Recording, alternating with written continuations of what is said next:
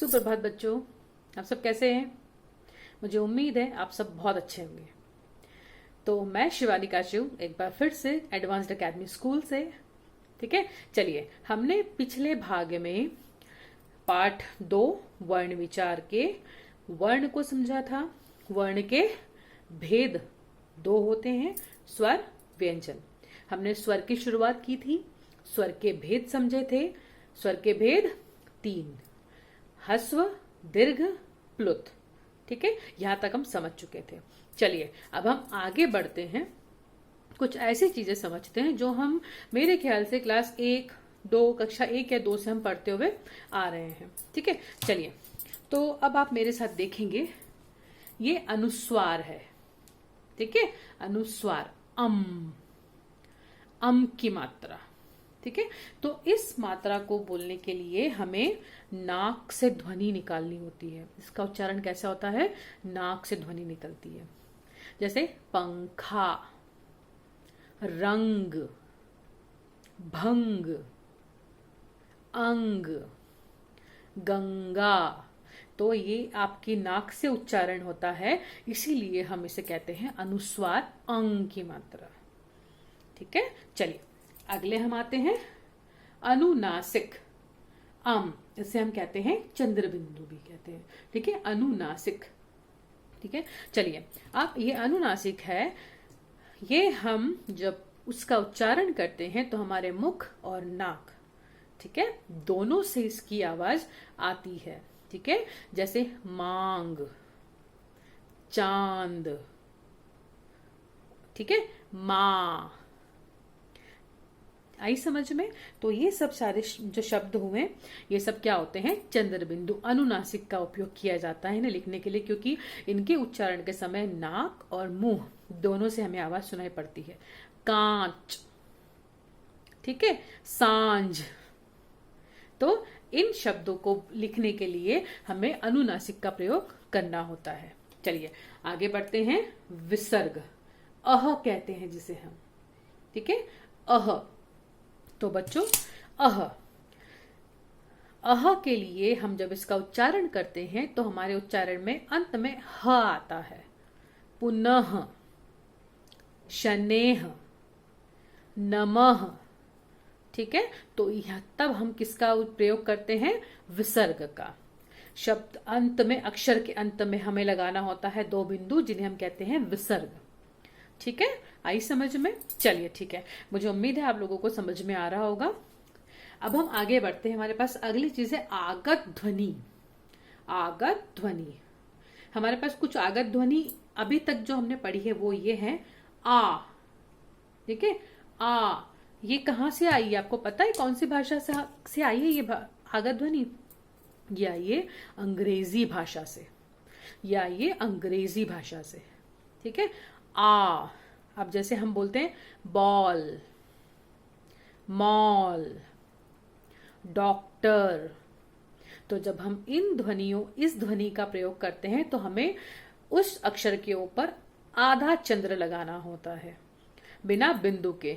अनुनासिक नहीं लगाना है, हमें आगत ध्वनि लगानी है जो कि आधा चंद्र होता है। ठीक है, समझ रहे हैं आप मेरी बात को। जैसे मैं आपको एक एग्जाम्पल के लिए लिखकर दिखाती हूं। हमें आधा लगाना है, जैसे मैंने यहां लिखा मां, ये मेरा माल हो गया, लेकिन मुझे माल नहीं चाहिए, मुझे मॉल। ठीक है, तो मैंने म और उसके ऊपर आगत ध्वनि लगाई है, वो हो गई आ। ठीक है, चलिए अब हमारे पास 2 ध्वनियां और हैं जो कि किसी और भाषा की है। वो भी पहली है ये देखिए, पहली आपको दिखाई पड़ रही होगी ज, और दूसरी है फ। इन दोनों ध्वनियों को बच्चों हम जब बोलते हैं तो हमारे मुख से आवाज निकलती है ज, फ। हम नॉर्मल जब बोलते हैं साधारण ज, फ, लेकिन हमें जब ये बोलना होता है तो इसके लिए हमारे मुख से अलग से ध्वनि निकलती है ज, फ। ठीक है, जैसे अगर मैं ज का उदाहरण दूं तो बहुत सारे हैं, जहाज, जमीन, जरा। ठीक है, इसी तरीके से फर्क। आई समझ में। तो ये हमारी फारसी भाषा से आई हुई दो ध्वनियां और एक अंग्रेजी भाषा से आई हुई दो ध्वनियां। ठीक है, मुझे उम्मीद है आप लोगों को ये चीज समझ में आई होगी। चलिए अब हम आगे बढ़ते हैं। जो अगली चीज है हमारी वो है स्वरों की मात्राएं।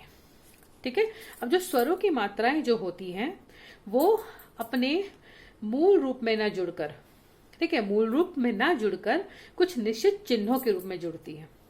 मात्राओं के एक चिन्ह बने हुए हैं जो हम जोड़ते हैं जब व्यंजनों के ऊपर। ठीक है, तो ये स्वर यदि व्यंजनों से पहले जुड़ते हैं तो वे मूल रूप में लिखे जाते हैं, जैसे अमन। ठीक है, जैसे अमन। अब अगर मैंने लिखा है यहाँ पर, मैं आपको लिखकर दिखाती हूं। जैसे मैंने लिखा, ये देखिए मेरे हाथ में पेन है, मैंने लिखा अ म न।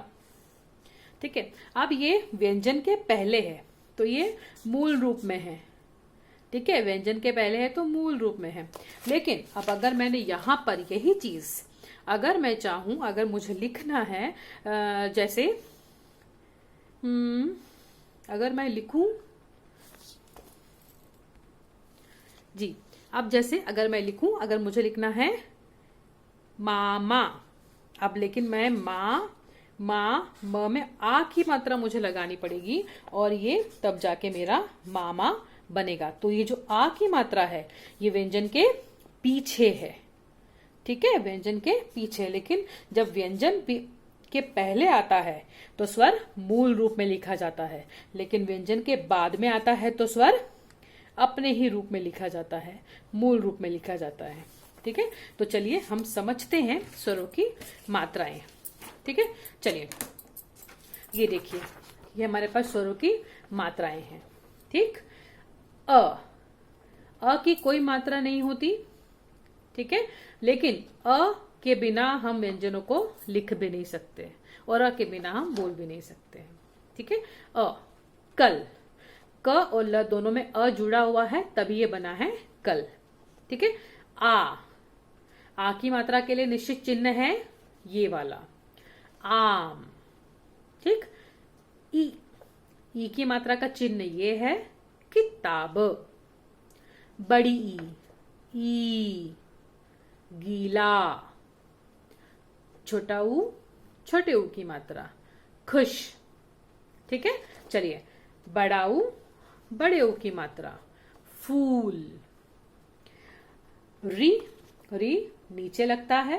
ठीक है, पृथ्वी। ठीक, ए के लिए ऊपर एक डंडी वाली मात्रा हमें लगानी होती है, ये चिन्ह का प्रयोग करना होता है, जैसे मेज। आई के लिए दो डंडी की प्रयोग किया जाता है, दो डंडी का चिन्ह के प्रयोग किया जाता है, जैसे थैला। ठीक है, ओ के लिए ओ एक ऊपर डंडी और एक स्टैंडिंग लाइन नीचे होती है जिसके हम प्रयोग करते हैं, जिसके लिए सोना। ठीक है, आउ के लिए इस मात्रा का प्रयोग किया जाता है, इस चिन्ह का प्रयोग किया जाता है, औसत। ठीक है, चलिए मुझे उम्मीद है आप लोगों को ये मात्रा अच्छे से समझ में आई होंगी। लेकिन एक चीज मैं आपको और अच्छे से समझाना चाहूंगी, र के ऊपर बच्चों बाकी सारी मात्राएं हम लगा सकते हैं, लेकिन छोटा ऊ और बड़े ऊ दोनों की मात्रा हम र पर आसानी से नहीं लगा सकते। र जब छोटे ऊ के साथ जुड़ता है तो र की पीठ पर बिना गोल घुमे मात्रा लगती है तो कहलाता है छोटा र, छोटा ऊ की मात्रा के साथ, जैसे रुई, रुपया। ठीक है, जब र बड़े ऊ के साथ मिलता है तो वो होता है रूप, रूपा, अमरुद। ठीक है, चलिए मुझे उम्मीद है आप लोगों को यहाँ तक का पाठ का अंश समझ में आया होगा। अगले वीडियो में हम व्यंजन समझेंगे। ठीक है, और उसके अगले वीडियो में हम व्यंजन के कुछ और हिस्सों को समझेंगे। तब तक के लिए धन्यवाद। आपका दिन शुभ हो।